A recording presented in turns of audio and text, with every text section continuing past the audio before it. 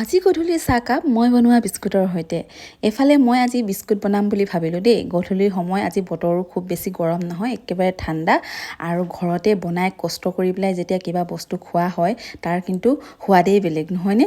এফালে এটা কণী লৈছোঁ আৰু কণীটো এনেকৈ ভাঙি ল'ম, তাৰপিছত দিম ইয়াতে এচামুচ কালজিৰা আৰু এয়া দেখিছে নহয় এচামুচ কালজিৰা দিছোঁ। কালজিৰাটো এনেকৈ মানে বিস্কুটখন খাই থাকিলে যে দাঁতত পৰি যায় নহয়, ইমান বেছি ভাল লাগে।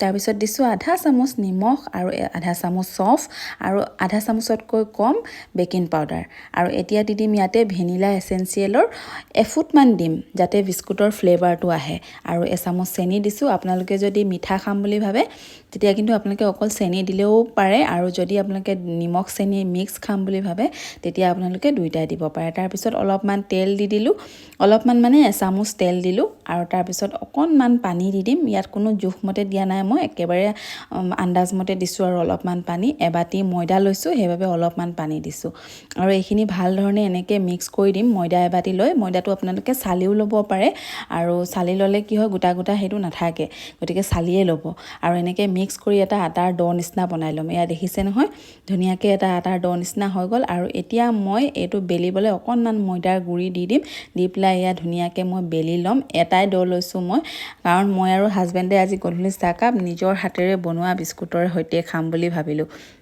গতিকে খুব ধুনীয়াকৈ মই ইয়াত বেলি লৈছোঁ। বৰ বেছি পাতল নকৰিব দেই, পাতল কৰিলে একেবাৰে কটকটীয়া নিচিনা কুটকুটি নিচিনা হৈ যাব। গতিকে অকণমান ডাঠকৈ বেলিব যাতে বিস্কুট লাগে খাওঁতে।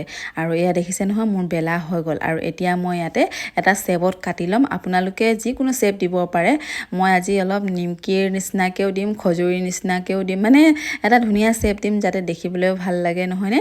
আপোনালোকেও তেনেকৈ আপোনালোকৰ যদি স্কোৱাৰ চেপ দিম বুলি ভাবে তেতিয়া স্কোৱাৰ দিব পাৰে। আপোনালোকে যদি একেবাৰে পাতলকৈ ষ্টিক নিচিনাকৈও কাটিব বিচাৰে তেতিয়া ষ্টিক নিচিনাও কাটি ল'ব পাৰে। সেইটো তেনেকৈ বনালেও কিন্তু খাই বহুত বেছি ভাল লাগে। এফালে মই নিমকি চেপত কাটি ল'লোঁ অলপ ডাঙৰকৈ।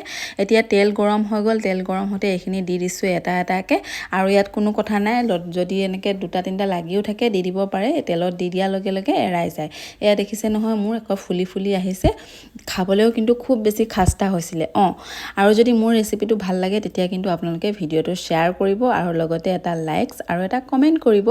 এফালে দেখিছে নহয় ৰঙাকৈ হৈ আহিছে। আপোনালোকে বাৰু এনেকৈ বনাই খাইছেনে? যদি নাই খোৱা তেতিয়া কিন্তু মোৰ এই ৰেচিপিটো এবাৰ ট্ৰাই কৰিব, বিস্কুটৰ ৰেচিপিটো।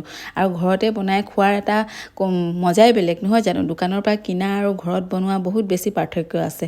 ঘৰত বনালে চাফ চিকুণৰ কথা আহি যায়, সকলো পিনৰ পৰাই ভাল নহয়নে। মোৰ বিস্কুট হৈ গ'ল ৰেডি। এয়া দেখিছে নহয় একেবাৰে খাস্তা, এয়া ভাঙি দিওঁতে একদম ভাং খাই গৈছে আৰু লগতে কালজিৰাবোৰো আছে ভিতৰতে, চফো আছে, খাই কিন্তু বহুত বেছি টেষ্ট লাগে। আহকচোন আজি গাখীৰ চাহৰ লগত ঘৰতে বনোৱা বিস্কুটৰ সোৱাদ লওঁ। আশা কৰিলোঁ ভিডিঅ'টো চাই ভাল পালে। যদি ভাল পালে তেতিয়া কিন্তু লাইক কমেণ্ট শ্বেয়াৰ কৰিবলৈ নাপাহৰিব আৰু মোৰ পেজটো ফ'ল' কৰি থৈ যাব। বাই।